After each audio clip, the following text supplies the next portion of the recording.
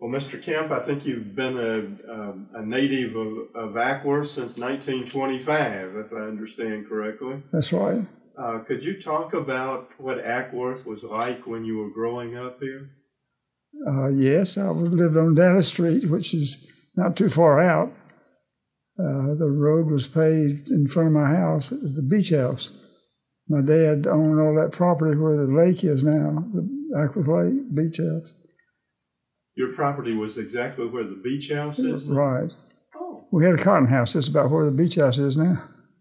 A cotton? A cotton house. Cotton house. We picked cotton, and we had some people work for him picking cotton. Of course, I did some. I grew up there. Well, how big a farm did you have? 30 acres. Okay. And did it run into into what would be the lake nowadays? The lake covered it all up. Yeah. Covered the whole farm? Right. There was a river, a creek down at the end of it. We went down to the creek. Was that Proctor Creek? Proctor Creek, Because during the summer I'd have to chop cotton and plow and things like that.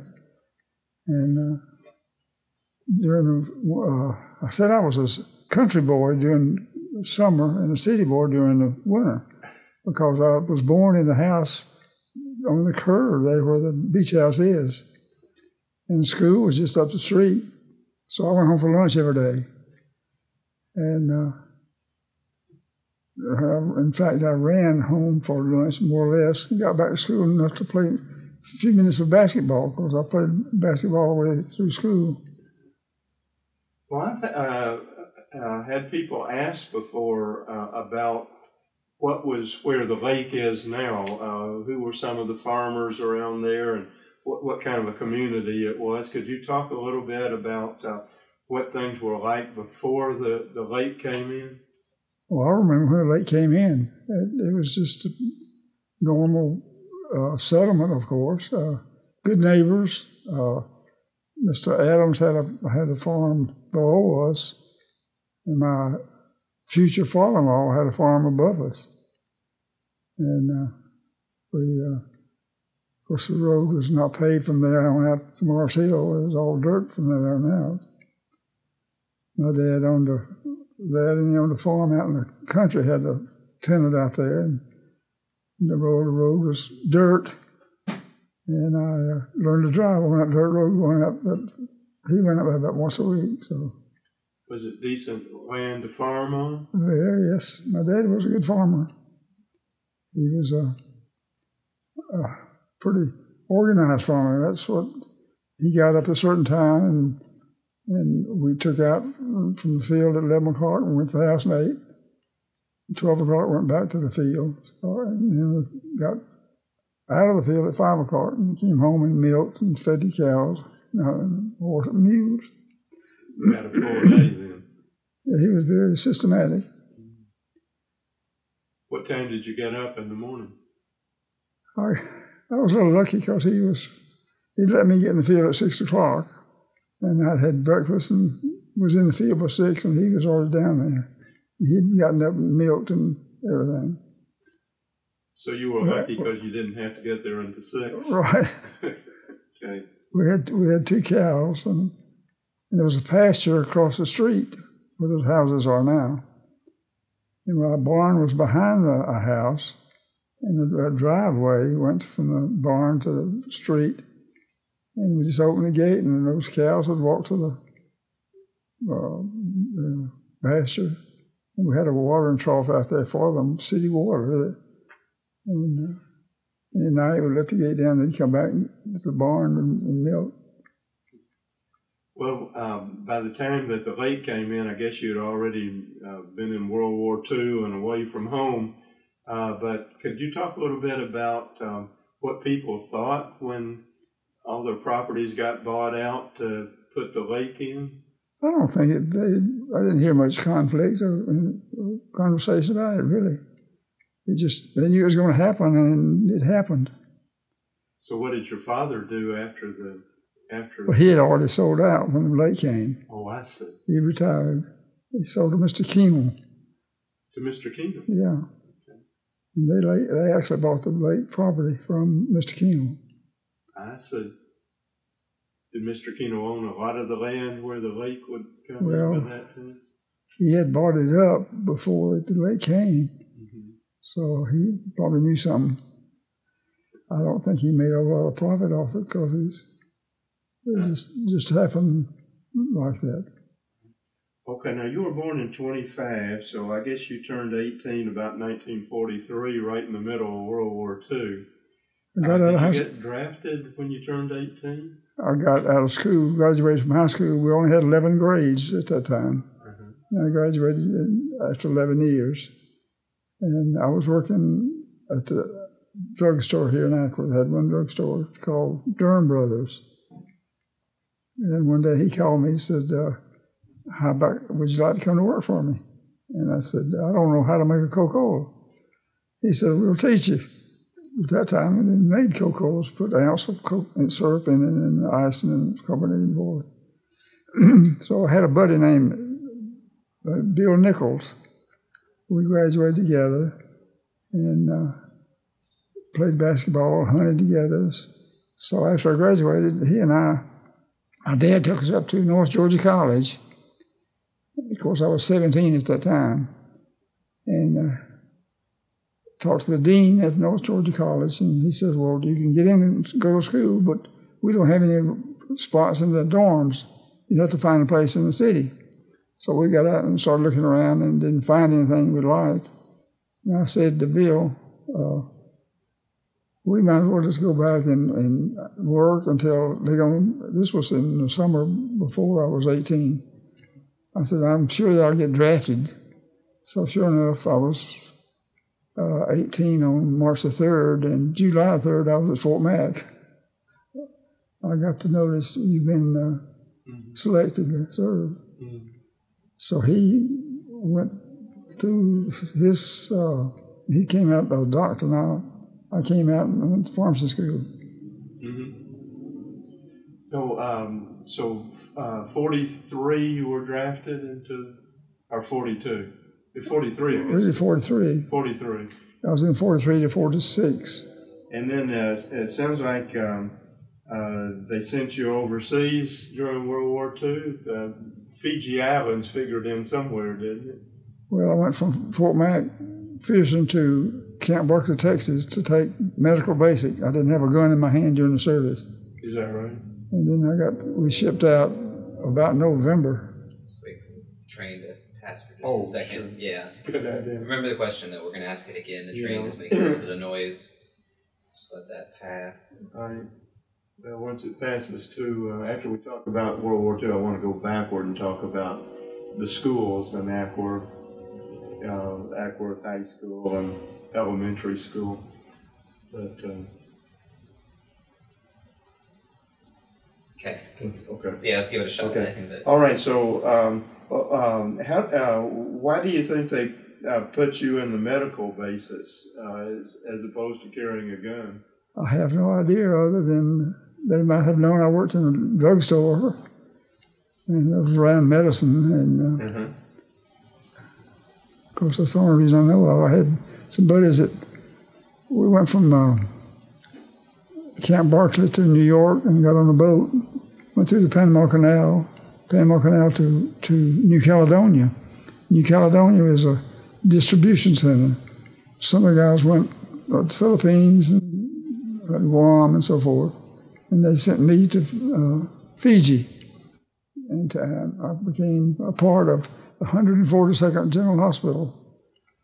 We stayed there 8 months waiting on to replace the officers and nurses and servicemen that had been over in India for a couple of years. They were due to be processed back home for R&R. So after 8 months, we were sent to India. And I was in India 16 months. And from India, we came to Seattle, Washington, and by train back to, so I never was an airplane all the time. So your World War II military service was the Fiji Islands and then India and then back home. Right. Which was about 45 months.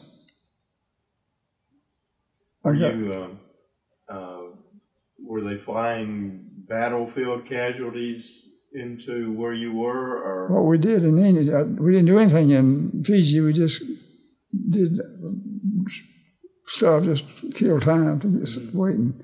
But in India, I worked on a ward. We had 52 wards.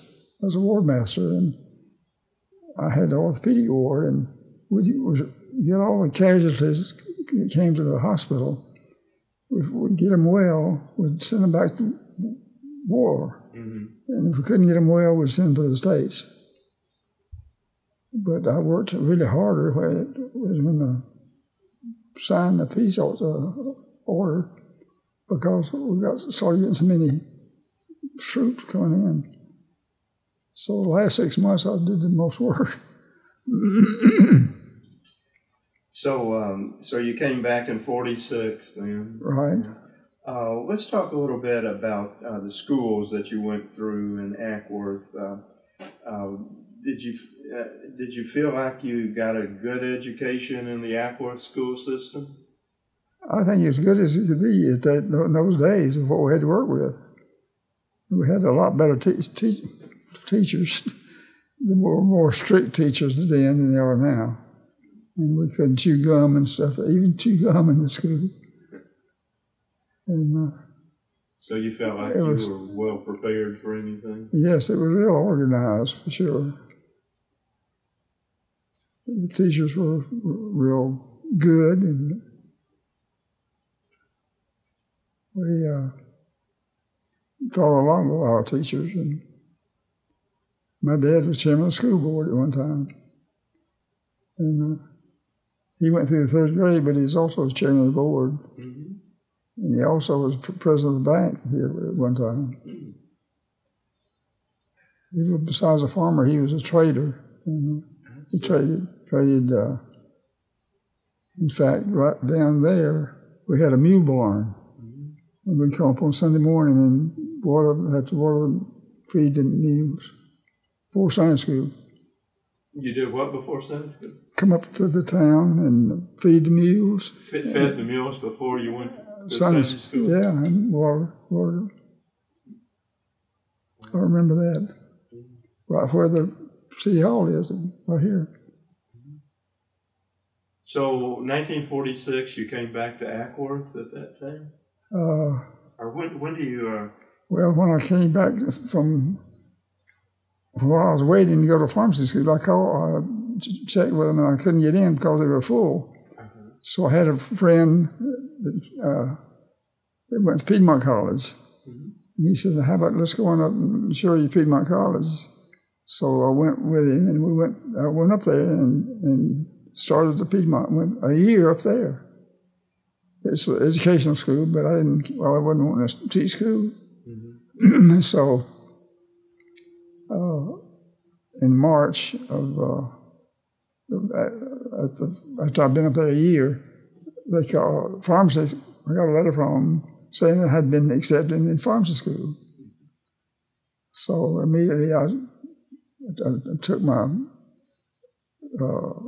courses that they'd accepted in pharmacy school and transferred. And went there 4 years. 4 years? In Atlanta, yes. And this is the Southern School of Pharmacy was in Macon? No, it was at that time it was in Walton Street in Atlanta. Oh. And I went back and forth from Atlanta every day. Mm-hmm. And then my first year down there, March, I got married. My wife worked for a furniture company as a secretary. Mm-hmm. And we traveled back and forth together to Atlanta. And I graduated, and we graduated in the Second Apostolic Baptist Church. That's where we had our graduation exercises. But now it's all Mercer. Mercer took them over, and my son graduated from Mercer, but he had to go to Macon. And, what year did you graduate from the pharmacy school? 1951. 51. And how many years had you been married by that time? Well, about 3 years. So you got married in 48? 48, right. I've been married 68 years. Uh-huh. Well, that's a pretty long time. I still got a wife, yeah. Uh-huh. That's great. That's great.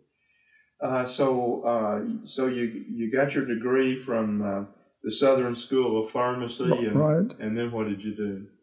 I came back to Acworth and worked for Dr. Lacey, Mr. Lacey at Lacey Drug for 4 years. And then my brother was a banker in Marietta, and he came by. We had an Acworth Pharmacy at that time. And he came by and picked up the deposits for the day and carried them to Marietta because he was a good friend of Dr. James of the Acworth Pharmacy. So one day, after 4 years, Dr.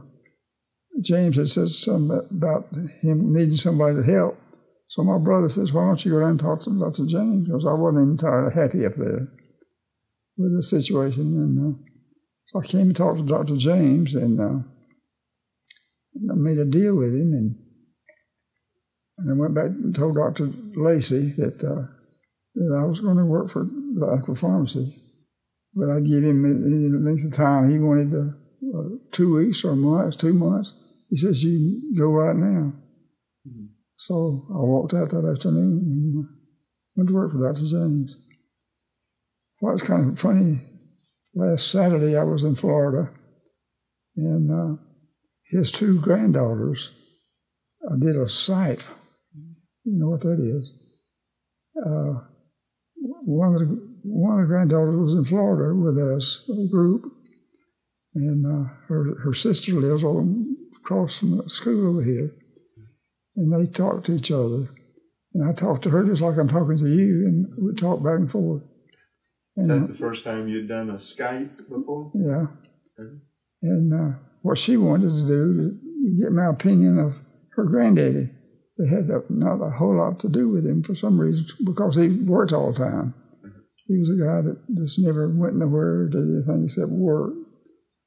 And he was a good man. He was I told them that he was the type of guy that do unto others as do like she was doing to me, you know. He's that kind of guy. So I think they were real happy what I had to say about him, and he was, you know what I mean. How long did you work for Dr. James? I worked for him 9 years, and that was in '64. And he says, I want you to have this store, and I'll make it to where you can buy it. So he raised my pay, and we raised my pay, and enough to pay him monthly payments. And I was officially owner of Acworth Pharmacy in 1964. That same year, I bought a new car, and bought a new house. And my dad was he was a good businessman. If he had been living at that time, he said, son, you've lost your mind.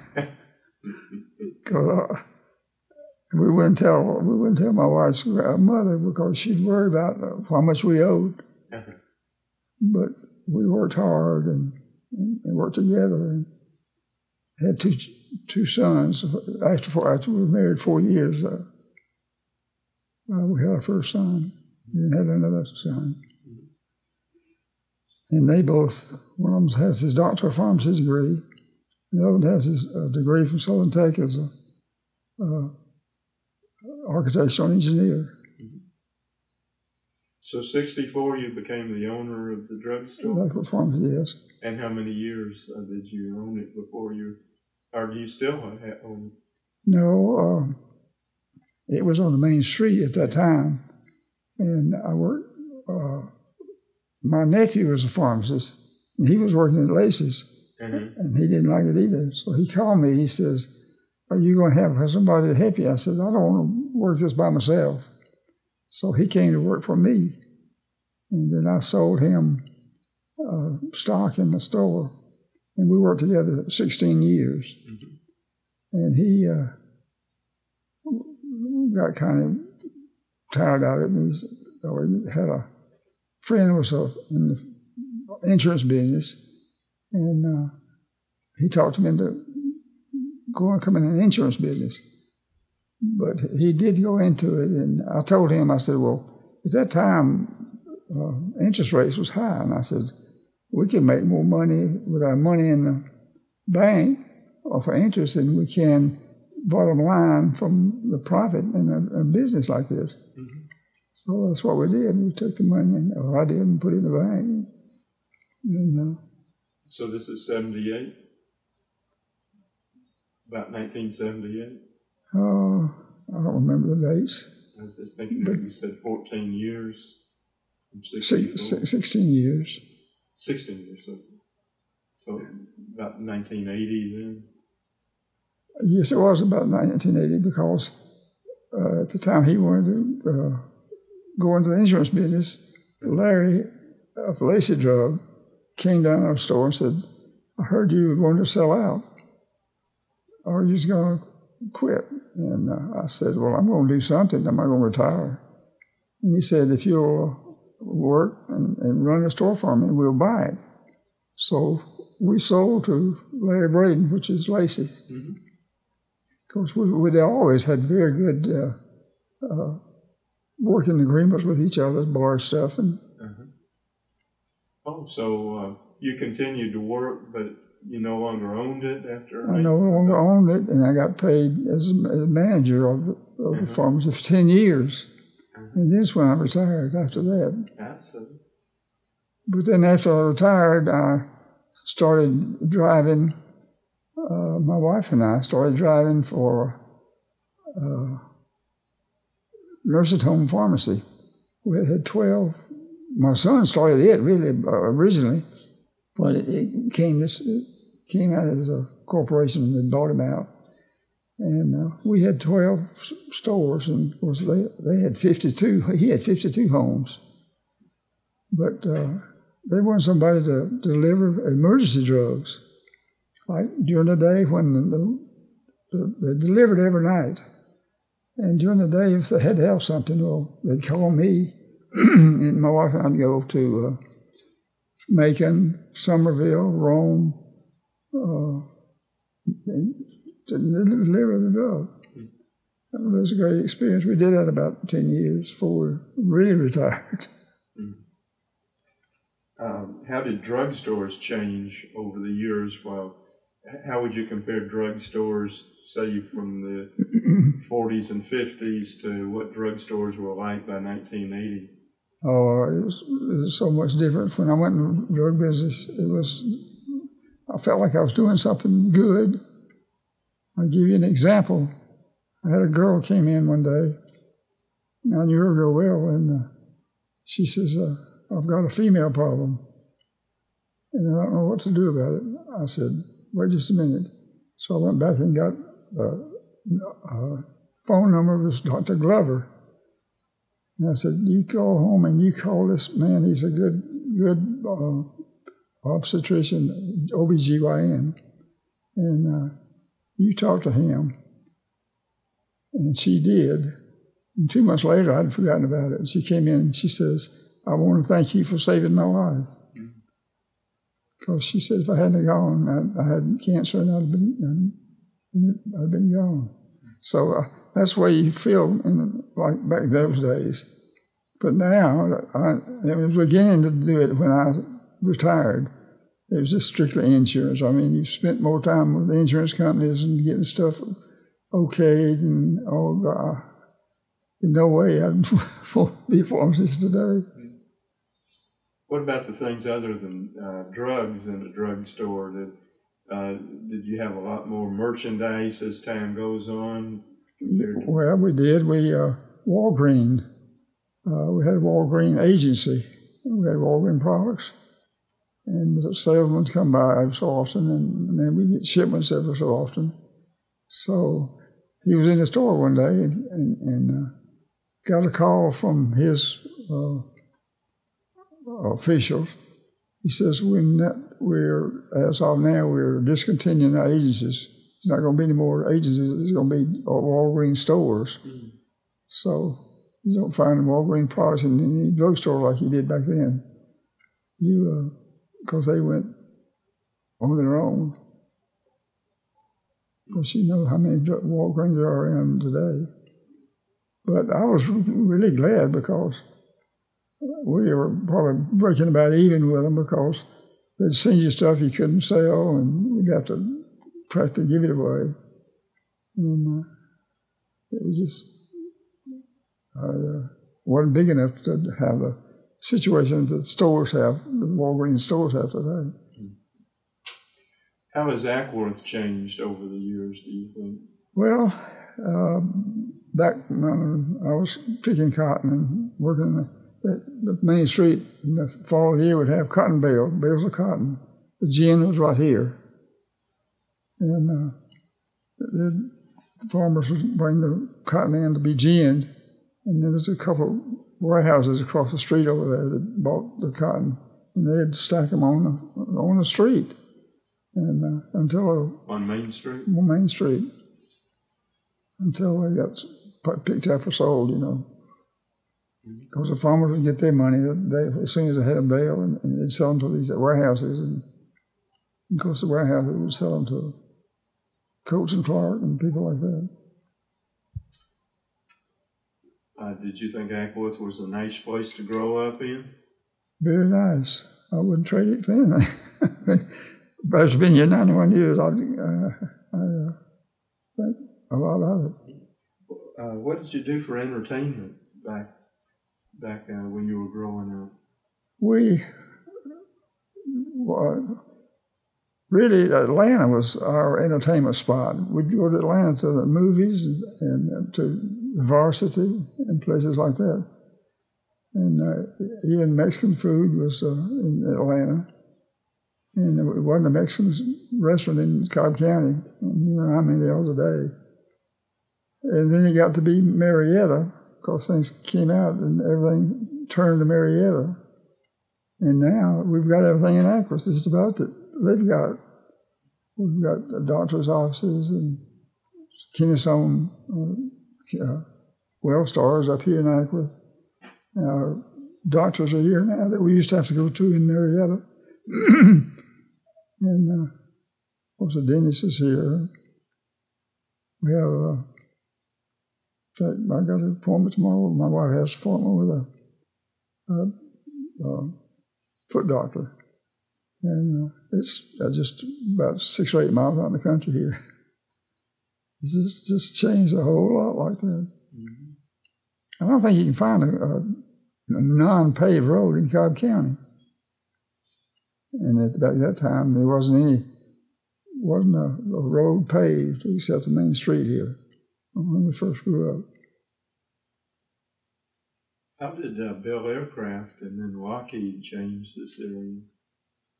Well, it changed, I'm sure, because a lot of people went from Lockheed to Bell Aircraft first, and then Lockheed. They lived here and they went back and forth every day. In fact, I've got a nephew that's been there 34 years, still there. Bring a lot of new people in? Well, they even had people from Alabama would drive into Lockheed every day. And it didn't affect the town as such at that time. But I don't know what affected Acworth more than Henry's up here. At night, of course, they rolled the streets up when I grew up at night at 6 o'clock. There's nothing. Except on Saturdays, the drugstore stayed open till 10 o'clock, and the barbershop stayed open till 11. And everything else during the week, it was closed at 6. And of course, Saturday afternoon was a big time for farmers to come to town and swap knives and talk about farming and so forth, I guess. Well, my dad, he'd come to town on Saturday afternoon. So he didn't come to town during the week very often? No. But now, At night, you can't hardly find a parking place in Acworth during the week. It's so strange to see all the traffic out there now. So you think the restaurants are the reason why? I know it. He's the one that really put Acworth on the map. Because they come from far and near to eat this Henry. Well, I think I'm getting near the end of my questions. Anything that you think we ought to talk about that we haven't? That any really pleasant memories of Acworth, or anything about the city that you'd like for us to talk about? Well, I belonged to the Optimist Club at one time. We had a good Optimist Club, and of course, after a while, it folded. And now I belong to the Kiwanis Club, and I also belong to American Legion. We have a meeting once a month. Our Kiwanis meets once a week, every Wednesday. And back then, I was a Boy Scout. I grew up as a Boy Scout. And we had meetings and had activity at church, things like that. Which church did you go to? Well, I was a Methodist back in those days. And when I got married in 1948, my wife talked it over and said, well, we don't want to have our children, if we have children, we don't want to separate us. One go one another. So as my first son was born, after 4 years after we married, she got me into the Presbyterian, so I've been Presbyterian over 50 years. Okay. Well, Acworth Presbyterian Church is a nice old building. I've been an elder. I was a deacon, and I'm the elder now. I'm emeritus, elder emeritus. Uh-huh. And I go to church every Sunday, most every Sunday. Thanksgiving church every Sunday. Well, you know, my wife's stepmother, Jane Sherlock. Oh, really? So sure, I know Jane. Yeah, well, she married my wife's father after his first two wives died. He married Jane, so we see Jane quite often. Oh, she's a wonderful person, I tell you. Just a lovely person, and hard work in the church. She's really good, faithful lady, I tell you. So it was your wife that got you in the Presbyterian church? Well, at that time, we had an old preacher that wasn't very active, and the Presbyterian had a younger preacher that they had a nice young folks. Mm-hmm. And I said, well, I'll go with you. Even though I had been a Methodist a long time, all my family had one brother that's Presbyterian. The rest of them were Methodists. Mm-hmm. So I guess, I don't know what got him in the Presbyterian church, except he married a Presbyterian, I guess. Mm-hmm. I played a lot of basketball. Started in the 7th grade on a team, organized team in the high school. Mm-hmm. And then I had one in the 8th grade, that 8th grade team. And in the 9th grade, I made the varsity. And we didn't have about 4 county schools, high schools in the county. Mm-hmm. And my senior year, we played and won the tournament. First time Acworth had ever won the county tournament. Mm-hmm. And that Bill, I told a while ago, he was on the team. He and 2 other guys and myself. And, were you a guard or a forward? Or? I was center. You were the center? I was the tallest one on the team at that time. How about that? Times have changed and size has changed. And people are taller now than they used to be.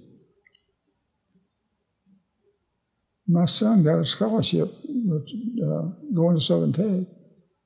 One night after the ball game, we went down on the court. And I didn't think much about it. I went down on the court, and gosh, I really had to look up. He was 6'4", but the others were 6'6", and you had to look up to him, and I felt so funny. So strange, because just being in this auditorium, you can't tell they're that tall. Mm-hmm. But anyway, I followed him. My wife and I followed him. He played basketball and baseball, and also he and his neighbor down the street was state champions in tennis, double tennis. I went to Macon to see the tournament. And what was so odd about, we won the county tournament when I was a senior, and my son, North Cobb, won the county tournament when he was a senior. And that's the first time they'd won it. Well, now let's see. By the time you were going through, was Mr. Sprayberry, did he still have anything to do with Acworth School at that time? He was a principal at the time. So he was your principal? Yeah. Well, then he retired or went to the county office, and Mr. Harvey was a principal when we graduated. But my wife worked for Mr. Sprayberry a good bit when he was county superintendent, and he had some work, and she was a typist. She took typing shorthand, and she worked for him. He was a wonderful man. I was going to ask you about Mr. Sprayberry, what you could say about him. Oh, he was. In fact, I know a boy that was just a poor boy, didn't have anything, but he was smart and a good boy. And Mr. Sprayberry paid his college tuition. And his name was Merle Wade. And after Merle went through college, and of course he paid Mr. Sprayberry back. But that's the kind of guy Mr. Sprayberry was.